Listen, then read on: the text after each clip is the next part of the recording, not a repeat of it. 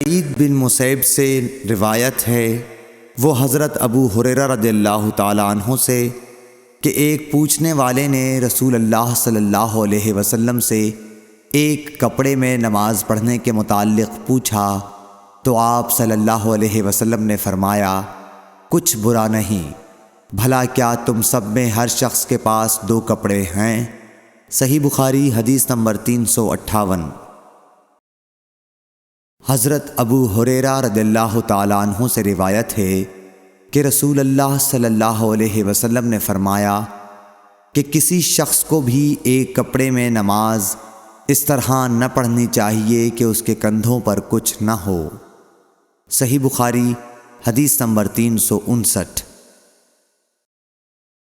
حضرت ابو ہریرہ رضی اللہ تعالیٰ عنہ فرماتے تھے، میں اس کی گواہی دیتا ہوں کہ رسول اللہ صلی اللہ علیہ وسلم کو میں نے یہ ارشاد فرماتے سنا تھا کہ جو شخص ایک کپڑے میں نماز پڑھے اسے کپڑے کے دونوں کناروں کو اس کے مخالف سمت کے کندھے پر ڈال لینا چاہیے۔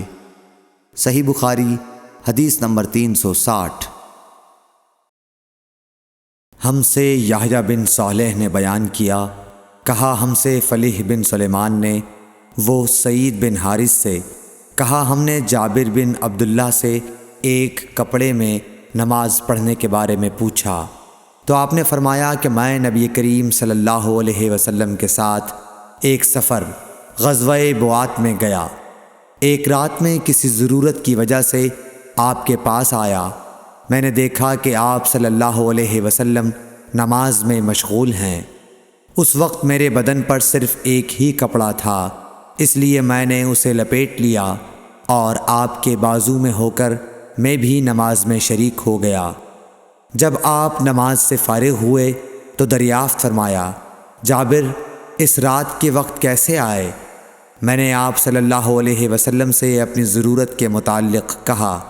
جب میں فارغ ہو گیا تو آپ نے پوچھا کہ یہ تم نے کیا لپیٹ رکھا تھا جسے میں نے دیکھا؟ میں نے عرض کی کہ ایک ہی کپڑا تھا، اس طرح نہ لپیٹتا تو کیا کرتا؟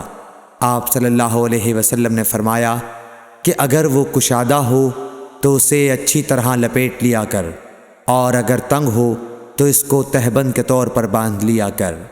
صحیح بخاری حدیث نمبر 361۔